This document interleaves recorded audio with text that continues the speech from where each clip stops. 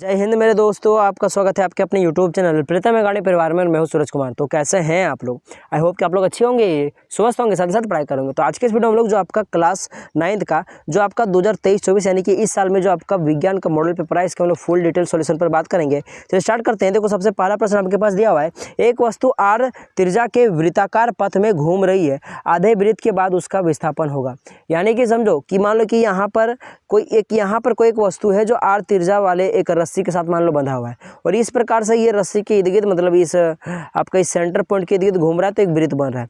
तो ये क्या कर रहा है, आधा चक्कर लगा रहा है। मान लो यहाँ से ही चलना शुरू किया, इस पॉइंट से चलना शुरू किया और ये जाकर यदि यहाँ पे आकर रुक गया, तो देख सकते हो ये आपका एक आधा वृत्त बन रहा है। यहाँ पे आप लोग का एक आधा वृत्त बन रहा है। आप लोग गौर करके देख सकते हो कि यहाँ पे जो आपके पास बन रहा है एक आधा वृत्त आपका बन रहा है, ये रहा, देख रहे हो आप लोग, ठीक है।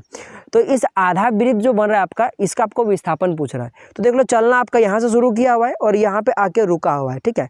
तो विस्थापन क्या होता है, प्रारंभिक बिंदु और अंतिम बिंदु के बीच का शॉर्टेस्ट डिस्टेंस। यानी कि ये वाला बिंदु और ये वाला बिंदु का शॉर्टेस्ट डिस्टेंस क्या होगा, ये वाला, जो कि इस वृत्त का क्या आपके पास, इस वृत्त का आपके पास त्रिज्या व्यास है। इस वृत्त का क्या आपके पास व्यास है, तो यानी कि इस वृत्त का व्यास जो होगा वही सही आंसर होगा। और वृत्त का व्यास क्या होता है, त्रिज्या का 2 गुना होता है। त्रिज्या आपके पास आर दिया हो तो व्यास क्या होगा, 2r ना होगा। तो इसलिए आपके पास सी नंबर का ऑप्शन करेक्ट हो जाएगा। चलो हम लोग 2 नंबर के प्रश्न पर आता है। लिखा है कि वेग में प्रति सेकंड परिवर्तन की दर क्या कहलाती है। भाई साहब, वेग में परिवर्तन की दर त्वरण कहलाती है, इसलिए डी नंबर का ऑप्शन करेक्ट हो जाएगा। लिखा हुआ है कि निम्नलिखित में से किसकी एसआई मात्रक जो होता है या फिर एसआई इकाई जो होता है वो मीटर पर सेकंड स्क्वायर होती है। तो त्वरण की इन ऑप्शन में से, ठीक है, बी नंबर का ऑप्शन करेक्ट हो जाएगा। चलिए आगे बढ़ते हैं हम लोग। लिखा है कि दूरी समय ग्राफ की ढाल किसका मान दर्शाता है। तो दूरी समय ग्राफ जो होता है, मान लो ये ग्राफ यहाँ पे आपके पास टाइम दिखाता है, यहाँ समय दिखाता है, तो यहाँ जो आपके पास ढाल वगैरह बनता है वो क्या दिखाता है, वेग को दिखाता है, ठीक है। और आपको पता है, सबको पता है कि S/T का भी फॉर्मूला क्या होता है, भाई साहब, वो वेग ही होता है। चलिए आगे बढ़ते हैं हम लोग। लिखा है कि न्यूटन के गति का प्रथम नियम से किसकी परिभाषा मिलती है। तो न्यूटन के गति के प्रथम नियम से हमें जड़त्व की परिभाषा मिलती है। नंबर क्वेश्चन करेक्ट हो जाएगा। लिखा हुआ यहाँ पे आगे देख लो, ये लिखा किसी पिंड का जड़त्व निर्भर करता है। तो किसी पिंड का जड़त्व जो होता है वो उस पिंड के द्रव्यमान पर निर्भर करता है कि वो कितना वजनदार है, ठीक है। जितना ज़्यादा वजन होगा उसका, वो उतना ही ज़्यादा उसका जड़त्व होगा, ठीक है। लगा कि न्यूटन के गति का कौन सा नियम बल की परिभाषा देता है। न्यूटन की गति का जो द्वितीय नियम होता है वो बल की परिभाषा देता है, जो कि होता है F=ma। तो चलिए आगे बढ़ते हैं हम लोग। यहाँ पे आगे प्रश्न की ओर बढ़ते हैं। लिखा कि 10 मीटर प्रति सेकंड की गति से चलने वाले 0.5 किलोग्राम द्रव्यमान वाले पिंड का संवेग क्या होगा। तो भाई साहब, संवेग पूछा है, मोमेंटम पूछा है, तो फॉर्मूला होता है, मोमेंटम को पी से दिखाते हैं, P=m इंटू का भी होता है, जहाँ पे m क्या होता है, पिंड का द्रव्यमान होता है, और भी क्या होता है आपके पास यहाँ पे वेग होता है। तो m आपके पास दिया हुआ है 0.5 और इंटू का जो कि भी दिया हुआ आपके पास 10 गुना कर दो, आपके पास हो जाएगा 5 kg मीटर पर सेकंड। यही आपका सही आंसर हो जाएगा। kg मीटर पर सेकंड होता है, याद रखिए बात। ऑप्शन में यहाँ पे कहीं भी kg मीटर पर सेकंड नहीं दिया हुआ है, सब जगह पे मीटर पर सेकंड स्क्वायर देते हैं, तो जो कि गलत है। सब जगह पे यहाँ पे मीटर पर सेकंड ही होगा, ठीक है। यहाँ पे मिस्ड प्रिंट हो गया, तो जो कि आपको ऑप्शन नंबर बी में दिख रहा है, इसे हो जाएगा 5 kg आपके पास मीटर पर सेकंड। सही आंसर कर लीजिएगा, ठीक है। यहाँ पे स्क्वायर नहीं होगा। चलिए आगे बढ़ते हैं हम लोग। देख लो, आपके पास 9 नंबर के प्रश्न पर आते हैं। जब कोई बस विरामावस्था से चलती है तो अचानक उस पर खड़े व्यक्ति बस में पीछे की ओर झुक जाते हैं, ये किस नियम का उदाहरण है। तो आपने न्यूटन का गति का प्रथम नियम पढ़ा होगा, जिसमें क्या होता है कि सपोज दैट कि मान लो कि आप लोग सभी ने बस में ट्रेवल किया होगा, ट्रेन में किया होगा, चलो बाइक में तो किया होगा ना। तो सपोज दैट बाइक में आप लोग कर रहे हो, अगर अचानक एक्सीलेटर लेते हो तो आप लोग कैसे पीछे की ओर झुक जाते हो, या अचानक ब्रेक मारते हो तो आगे की ओर क्यों झुक जाते हो। तो ये न्यूटन के गति के प्रथम नियम के कारण होता है, जिसे जड़त्व का नियम कहते हैं। कोई भी वस्तु अगर विरामावस्था में तो विरामावस्था में रहना चाहती है, अगर कोई वस्तु अगर गतिशील अवस्था में तो वो गतिशील अवस्था में रहना चाहती है। तो होता यूँ है, जैसे आप लोग एक्सीलेटर लेते हो उस टाइम पर क्या होता है कि आपका वस्तु देखा जाए तो विरामावस्था में होता है गाड़ी के साथ, लेकिन जैसे एक्सीलेटर लेते हो तो गाड़ी क्या होता है कि वो तेजी से आगे बढ़ता है, लेकिन आपका शरीर चाहता है कि वो विराम में ही रहे, जिस कारण से वो पीछे चल जाता है। सेम केस में अगर मान लो कि अगर आप लोग पूरा तेज चल रहे हो, आपका शरीर अभी बाइक के साथ पूरा गति में है, और अगर अचानक गाड़ी का अगर ब्रेक दबाते हो तो गाड़ी आपका विरामावस्था में आ जाती है, जबकि आपका शरीर अभी भी गति अवस्था में रहता है, जिस कारण से आप लोग आगे झुक जाते हो, ठीक है। तो याद रखिएगा ये बात। चलिए आगे बढ़ते हैं हम लोग। लिखा है कि कार्य की एसआई मात्रा क्या है। तो कार्य की एसआई मात्रा क्या होता है भाई, कमेंट करके बताएं। बहुत ईजी होता है कार्य का, बता दे क्या। चलिए कार्य का समय तो जूल होता है। चलिए आगे बढ़ते हैं हम लोग। लिखा है कि चंद्रमा पर किसी पिंड का द्रव्यमान 40 किलोग्राम है, तो पृथ्वी पर उसका भार कितना होगा। तो भाई साहब, सबसे पहली बात, अगर क्वेश्चन में द्रव्यमान पूछता तो 40 का 40 ही होता है, क्योंकि द्रव्यमान कहीं भी चेंज नहीं होता है। कहीं भी यूनिवर्स में चल जाओ, सब जगह पे समान ही होगा, पर भार चेंज होते रहता है, ठीक है। तो देख लो यहाँ पे और एक ट्विस्ट है, यहाँ पे चंद्रमा पर भार दिया हुआ है, ना कि पृथ्वी पर, और आपका पृथ्वी पर पूछा है। तो चंद्रमा पर भार दिया हुआ है, पृथ्वी पर पूछा है, तो भार निकालने का फॉर्मूला होता है m इंटू का आपके पास छोटा g, ठीक है। मान लो F बराबर में m इंटू जी, क्योंकि बाहर जो होता है एक प्रकार का फोर्स ही होता है। F बराबर में mg, m क्या होता है कि जो द्रव्यमान होता है जो कि अनचेंज होता है, और जो आपके पास यहाँ g होता है वो आपका गुरुत्व त्वरण होता है जो कि आपका हर जगह पे हर प्लैनेट का अलग अलग होता है, ठीक है। तो आपके पास चंद्रमा का तो 1/6 भाग होता है पृथ्वी का, लेकिन पृथ्वी का कितना होता है 9.8 मीटर पर सेकंड होता है, मीटर पर सेकंड स्क्वायर होता है, और बहुत कोई 10 भी लेता है। तो फुट कर दो, यहाँ पे 40 हो गया m के जगह पे, और g के जगह पे आपके पास कितना हो जाएगा, आपके पास 9.8। इसको सॉल्व करोगे तो आपके पास आ जाएगा 992 न्यूटन, ठीक है। तो इसके लिए आपको बी नंबर क्वेश्चन कट हो जाएगा। अब बहुत को यहाँ पे मान लो कि 10 लेता है जी के जगह पे, तो जाएगा 40 गुना का 10 जो कि 400 निकल कर आएगा, जो कि ऑप्शन में तो आपको दिख रहा है। तो भाई साहब देख लो यहाँ केजी में दिख रहा है, क्योंकि जो भार होता है वो न्यूटन में होता है, इसलिए आपके पास ये सही आंसर नहीं होगा। तो आपके पास बी नंबर क्वेश्चन होगा। ये अगर न्यूटन में दिया होता 400 न्यूटन तो ये भी सही होता है, ठीक है। चलिए 12 नंबर के प्रश्न पर आते हैं। लिखा हुआ है कि जब कोई पिंड कंपन करता है तो यह आसपास की हवा को संपूरित करता है और एक उच्च घनत्व क्षेत्र बनता है, जिसे खाली घर के रूप में जाना जाता है। किसी के रूप में जाना जाता है, संपीड़न के रूप में, जो कि डी नंबर क्वेश्चन आपको दिख रहा होगा। चलिए आगे बढ़ते हैं हम लोग। लिखा हुआ है यहाँ की वह घटना जहाँ उत्पन्न ध्वनि का परावर्तन के कारण सुनाई देती है क्या कहलाती है।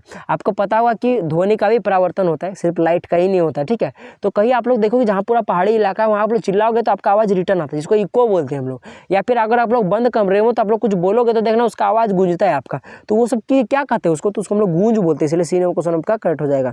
चलिए आगे बढ़ते हैं। यहाँ पे निम्नलिखित में किस पदार्थ के कणों के बीच आकर्षण बल सबसे कम होता है। तो याद रखिएगा सबसे कम गैस में होता है, उसके बाद उससे थोड़ा ज़्यादा आपका लिक्विड का होता है, और उससे ज़्यादा आपका ठोस का होता है, ठीक है।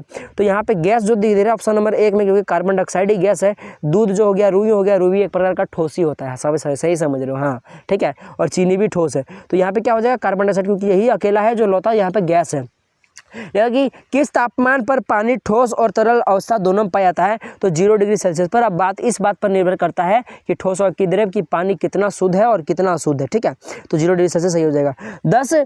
10 ग्राम जल में 20 ग्राम चीनी मिलाया गया, उस विलयन की सांद्रता प्रतिशत ज्ञात की जाए। तो सांद्रता प्रतिशत ज्ञात करने का आप लोग का क्लास 9 में 3 विधि है, ठीक है। Volume by volume percentage, weight by weight percentage, ठीक है, वॉल्यूम बाय वेट परसेंटेज, और भी है, आप लोग थोड़ा देख लीजिएगा उसको, ठीक है। तो ये तीन प्रकार का होता है। तो आपको यहाँ पे क्या दिया हुआ है, दोनों ही आपका वेट दिया हुआ है, तो वेट बाय वेट परसेंटेज लाएंगे। अगर समझ में नहीं आ रहा है तो बस फॉर्मूला याद रखो, विलय की मात्रा बटे में विलियन की मात्रा इंटू का 100 होता है। विलय की मात्रा बटे में विलियन की मात्रा इंटू में 100 होता है। तो विलय माने क्या हो गया, जैसे कि यहाँ पे चीनी पानी का उदाहरण दिया हुआ है, ठीक है। तो चीनी और पानी में कौन घुलता है, चीनी घुलता है पानी में जाके, तो चीनी जो घुलता है वो विलय हो गया, और जो घुलाता है कौन घुलाता है, पानी, तो वो विलय हो गया, ठीक है। तो यहाँ पे विलय की मात्रा, यानी कि विलय माने चीनी की मात्रा आपको ऊपर में रखना है, और नीचे में विलियन की मात्रा रखना है, ना कि विलय की। विलय तो पानी है, लेकिन विलियन की मात्रा रखना है। तो विलियन क्या है, चीनी और पानी दोनों को मिला दोगे तब ना जो शरबत होता है ना वो आपका विलियन होता है, ठीक है, ना ही पानी। तो इस दोनों को जोड़ दो तो जो कि 120 ग्राम हो जाएगा, ठीक है। तो ये आपका विलियन हो गया।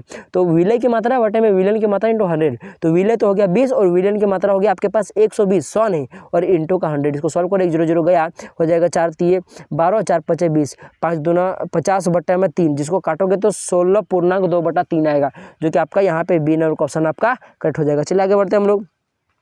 घनत्व का ऐसा मात्रक क्या, तो घनत्व का ऐसा मात्रक क्या होता है भाई साहब, केजी मीटर क्यूब होता है। बहुत को इसको केजी घन मीटर भी बोलता है, क्योंकि क्यूब को घन ही नहीं बोला जाता है, इसलिए C number question number cut हो जाएगा। चलिए 18 नंबर क्वेश्चन आते हैं। दिए गए कौन गुणधर्म निलंबन का है। तो भाई साहब निलंबन का कौन, ये समांगी मिश्रण गलत बात है, यह टिंडल प्रभाव नहीं दिखाता है। भाई साहब याद रखना कि ये विषमांगी मिश्रण होता है, कौन, निलंबन। निलंबन का एग्जाम्पल दो, जैसे कि दूध देखो आप लोग, दूध निलंबन का एग्जाम्पल होता है। चलिए आगे बढ़ते हैं हम लोग। तो यहाँ पे ऑप्शन नंबर सी करेक्ट हो जाएगा। इसका लिखा है कि कपूर और नमक के मिश्रण को किस विधि द्वारा अलग करेंगे। तो कपूर और अगर आपको नमक को अलग करना पड़े ना, सॉरी 1 मिनट रुकिए, थोड़ा खेत तरफ आके वीडियो बनाना पड़ रहा है, ठीक है।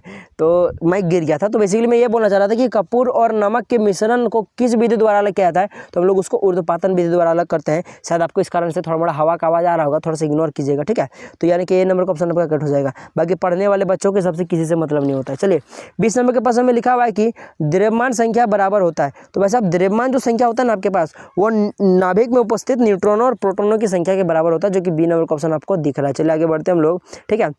आपके पास दिया हुआ है कि NH3 का आपको क्या निकालना है, आणविक द्रव्यमान निकालना है, यानी कि द्रव्यमान निकालना है। तो यहाँ पे आपके पास नाइट्रोजन है और 3 को हाइड्रोजन है। तो नाइट्रोजन का आणविक द्रव्यमान या फिर बोलो द्रव्यमान जो होता है वो 14 होता है और हाइड्रोजन का 1 होता है, लेकिन 3 को हाइड्रोजन है इसलिए आपको 1 को 3 से गुना करना पड़ेगा, यानी कि 3 है। तो 14 + 3 कितना हो जाएगा, आपके पास 17 हो जाएगा। और आपका आणविक द्रव्यमान को U से डिनोट करते हैं, यानी कि आपके पास डी नंबर का ऑप्शन आपका करेक्ट हो जाएगा। ठीक है, चलिए हम लोग आगे बढ़ते हैं। लिखा 22 नंबर के प्रश्न में लिखा है कि स्थिर अनुपात का नियम या निश्चित अनुपात का नियम क्या है। तो भाई साहब ये जो नियम होता है इसमें क्या होता है कि कोई भी रासायनिक अगर पदार्थ है ना, तो उसमें जितने भी तत्व मौजूद है उस तत्व का एक फिक्स अनुपात मिला हुआ होता है। जैसे अगर मैं जल की बात करूं तो जल में आपके पास हाइड्रोजन 2 है और ऑक्सीजन 1 है, एकदम फिक्स अनुपात में है। तो यही क्या हो गया आपके पास, स्थिर अनुपात या निश्चित अनुपात का नियम हो गया। तो आपके पास बी नंबर का ऑप्शन करेक्ट हो जाएगा। ठीक है, याद रखिए बात। और यहाँ पे सी नंबर लिखा है कि रासायनिक अभिक्रिया में द्रव्यमान करना है तो विनाश होता है ना सृजन होता है। ये तो स्थिर अनुपात का नियम होता है। ठीक है, पर क्वेश्चन में क्या पूछा है कि आपके पास स्थिर यहाँ पे सॉरी माय मिस्टेक, मतलब वो होता है आपके पास निश्चित द्रव्यमान का नियम। ठीक है, जिसको हम लोग कई बार द्रव्यमान संरक्षण का नियम भी बोलते हैं। तो वो तो द्रव्यमान संरक्षण का नियम होता है जिसमें आपके पास ना ही द्रव्यमान का विनाश हो सकता है ना ही निर्माण हो सकता है। पर एक फिक्स अनुपात में अगर कोई रासायनिक पदार्थ में तत्वों की संख्या है तो वो क्या कहलाता है आपके पास, स्थिर अनुपात का नियम, जिसको हम लोग निश्चित अनुपात का नियम भी बोलते हैं। देखा कि निम्नलिखित में से कौन आपके पास 36 ग्राम जल का सही प्रतिनिधित्व करता है। देखो आपको बेसिकली यहाँ पे मोल पूछा है। ठीक है, तो इसको कैसे क्या किया था, जो संख्या दी हुई है मैंने द्रव्यमान बटे में मोलर द्रव्यमान। ठीक है, तो यहाँ पे बेसिकली याद रखना कि यहाँ पे जो दिया हुआ है क्वेश्चन में कितना दिया है 36 ग्राम, इसको आपको ऊपर में जो जितना भी ग्राम दिया होगा उसको ऊपर में रखना है। और जो आपका तत्व है या फिर बोलो जो यौगिक है जो कि आपके पास कितना दिया हुआ जल दिया हुआ है, जल का यहाँ पे मोलर द्रव्यमान नीचे लिखना है। ठीक है, तो जल का कितना हो जाएगा, तो जल या H2O, तो यहाँ पे हाइड्रोजन का द्रव्यमान कितना है 2 है और आपके पास ऑक्सीजन कितना होता है 16 होता है, यानी कि 16 + 2 कितना हो जाएगा आपके पास 18 हो जाएगा, यानी कि जल का यहाँ पे 18 हो जाएगा। ठीक है, तो ये आपके पास क्या हो गया 16 बटे में 18, काट के देखो 2 आएगा, यानी कि 2 मोल इसका सही आंसर हो जाएगा। तो मोलर द्रव्यमान कैसे निकलेगा आपके पास, क्या करना है मतलब क्या करना है आपको यहाँ पे देख लो। अगर आपको इस बार से मोल निकालना तो क्या हो जाएगा कि जो आपके पास द्रव्यमान दिया हुआ है वो क्वेश्चन में गिवन द्रव्यमान बटे में क्या होता है कि जो आपके पास रासायनिक तत्व या फिर जो भी है, ठीक है, तो उसका आपको मोलर द्रव्यमान निकालना पड़ता है। चलिए आगे बढ़ते हैं हम लोग। लिखा है कि 24 नंबर क्वेश्चन में न्यूट्रॉनों पर आवेश रहता है, तो न्यूट्रॉन पर कोई आवेश नहीं होता है भाई साहब, वो न्यूट्रल होता है। ठीक है, यानी कि बी नंबर क्वेश्चन आपका करेक्ट हो जाएगा। लिखा हुआ है यहाँ पे 25 नंबर के प्रश्न पर लिखा हुआ है कि अल्फा कण क्या है। तो अल्फा कण क्या होता है भाई साहब, ये धनावेशित कण होते हैं हीलियम परमाणु के, इसलिए डी नंबर क्वेश्चन आपका करेक्ट हो जाएगा। लिखा है कि 26 नंबर के प्रश्न में लिखा है कि किसी तत्व के समस्थानिकों में द्रव्यमान में अंतर खाली घर की विभिन्न संख्याओं के कारण होता है। तो भाई साहब वो न्यूट्रॉनों की संख्या के कारण होता है, तो इसीलिए ए नंबर का ऑप्शन आपका 26 का ये बिल्कुल ही करेक्ट हो जाएगा। चलिए हम लोग आगे बढ़ते हैं 27 नंबर के प्रश्न की ओर। लगा कि कोशिका भित्ति बनी होती है, तो कोशिका भित्ति किसकी बनी होती है, कोशिका भित्ति बाहरी परत होता है जो कि सबसे बोले तो कठोर होता है, वो सेलुलोज का बना होता है, इसलिए सी नंबर का ऑप्शन आपका करेक्ट हो जाएगा 27 का सी। चलिए 28 नंबर के प्रश्न पर बढ़ते हैं। लिखा है कि निम्नलिखित में से किस कोशिकांग को अपना डीएनए तथा राइबोसोम होता है, यानी कि इसमें आपके पास डीएनए और राइबोसोम दोनों होता है। तो याद लिखिएगा फ्लैसिड जो होता है उसमें होता है बी नंबर का ऑप्शन आपका 28 का ये करेक्ट हो जाएगा। 29 नंबर के प्रश्न पर बढ़ते हैं। लिखा हुआ यहाँ पे किसी कोशिका में 16 क्रोमोसोम है, उस कोशिका के अर्धसूत्री विभाजन के फलस्वरूप आपके पास बने संतति कोशिका में कितने क्रोमोसोम होंगे। अर्धसूत्री विभाजन में आधा आधा डिवाइड हो जाता है, तो आप लोग बस 16 को क्या करो आधा आधा डिवाइड कर दो, तो 16 को अगर 2 भाग में आधा आधा बांटोगे तो 8 ना होगा, तो इसलिए 8 ए नंबर का ऑप्शन आपका करेक्ट हो जाएगा। चलिए 30 नंबर के प्रश्न पर आते हैं। दिया गया चित्र किस उत्तक का है, थोड़ा इसको देख लो भाई साहब। तो आपको पता होगा कि ये जो उत्तक अगर आप लोगों ने पढ़ा होगा तो ये किसका है, पैरेन्काइमा का है, यानी कि सॉरी माफ कीजिएगा, ये नंबर का ऑप्शन आपका करेक्ट हो जाएगा। ठीक है, लिखा हुआ है यहाँ पे बादाम का छिलका किस उत्तक का बना होता है। तो बादाम का जो छिलका होता है वो किस उत्तक का बना होता है, वो आपके पास स्क्लेरेन्काइमा का बना होता है, इसलिए सी नंबर का ऑप्शन आपका करेक्ट हो जाएगा। 32 नंबर के प्रश्न में आपके पास लिखा हुआ है कि मांसपेशियों और हड्डियों को जोड़ने वाले संयोजी ऊतक को क्या कहते हैं। तो मांसपेशियों और हड्डियों को जोड़ने वाले संयोजी ऊतक को हम लोग यहाँ पे कंडरा कहते हैं, यानी कि कांड्रा कहते हैं, यानी कि आपके पास जो बी नंबर का ऑप्शन हो जाएगा ये करेक्ट हो जाएगा। ठीक है, कांड्रा ही कहते हैं, मांसपेशियों को और अस्थियों को जोड़ता है। 33 नंबर के प्रश्न में आपके पास लिखा हुआ है कि जीवों के वर्गीकरण के लिए सर्वाधिक मूलभूत लक्षण क्या हो सकता है। ठीक है, तो कौन सा लक्षण हो सकता है भाई साहब वर्गीकरण के लिए, तो उनके जनन तरीके कारण। ठीक है, उससे आप लोग आराम से कर सकते हो। ठीक है, सॉरी ये मिस्टेक हो गया, जनन तरीका से नहीं हो सकता, वो तो विभिन्नता होती है। ठीक है, हो जाएगा उनकी कोशिका संरचना के द्वारा हम उसको क्या कर सकते हैं, अंतर कर सकते हैं। क्योंकि भाई साहब जीव कैसा है नहीं है, वो क्या करेगा नहीं करेगा, तो उसकी कोशिका और संरचना के द्वारा हम उसको अलग कर सकते हैं। ठीक है, तो बी नंबर क्वेश्चन आपका कट हो जाएगा। 34 नंबर प्रश्न लिखा कि नील हरित शैवाल किस वर्ग में आता है। तो नील हरित शैवाल जो होता है वो किस वर्ग में आता है आपके पास, ये कितना नंबर क्वेश्चन है, 34 नंबर का प्रश्न है ना। तो 34 नंबर के क्वेश्चन का जो आंसर हो जाएगा वो आपके पास मोनेरा हो जाएगा। ये नील हरित शैवाल का वर्गीकरण होता है। ठीक है, इस वर्ग में आता है। 35 नंबर के प्रश्न पर आपके पास लिखा हुआ है कि जंतु जगत का सबसे बड़ा संघ कौन है। तो जंतु जगत का जो सबसे बड़ा संघ होता है वो आपके पास यहाँ पे ऑर्थोपोडा होता है। चलिए आगे बढ़ते हैं। यहाँ पे आपके पास 36 नंबर के प्रश्न पर आते हैं, दिए गए कौन से रोग वायरस से होता है। सबको पता है भाई साहब, कोरोना हाल फिलहाल में पार हुआ, इसको कौन भूल सकता है भाई साहब। संक्रमण रोग का उदाहरण है, संक्रमण रोग का एक उदाहरण बता भाई साहब, क्षय रोग, टीबी जिसको बोलते हैं हम लोग। ठीक है, चलिए आगे बढ़ते हैं। 38 नंबर ग्रीन हाउस गैस है, ग्रीन हाउस गैस क्या है, कार्बन डाइऑक्साइड ना है, सी नंबर का ऑप्शन आपका करेक्ट हो जाएगा। चलिए आगे बढ़ते हैं। 29 नंबर के प्रश्न पर, दिए गए पोषक पदार्थ में पौधों के लिए कौन बृहद पोषक पदार्थ है। इनमें से पौधों के लिए सबसे अधिक बृहद पोषक पदार्थ क्या है, कमेंट करके बताओ। जी हाँ, जो आपके पास यहाँ पे बी नंबर दिख रहा है कि आयरन, ये आपका सही आंसर हो जाएगा। चलिए हम लोग आगे बढ़ते हैं। तो देख लो हमारे पास यहाँ पे 40 नंबर का प्रश्न यहाँ पे लिखा हुआ है कि वायुमंडल में पाए जाने वाले ऑक्सीजन के विषैले अणु को क्या कहते हैं। भाई साहब, ऑक्सीजन का विषैला अणु O2 तो ऑक्सीजन होता है जिसको हम लोग नाक में मतलब लेते हैं, ये तो विषैला नहीं होगा, पर आपने सुना होगा O3 विषैला होता है जिसको हम लोग ओजोन बोलते हैं। बी नंबर का ऑप्शन आपका करेक्ट हो जाएगा। तो इस प्रकार हम लोगों ने मॉडल पेपर साइंस का कंप्लीट कर लिया है। इसके बाद मैं मैथ का भी अगर डिटेल सॉल्यूशन आपको दूंगा। ठीक है, तो चलिए मिलेंगे अगले वीडियो में, तब तक के लिए जय हिंद, जय भारत और आपका दिन शुभ हो।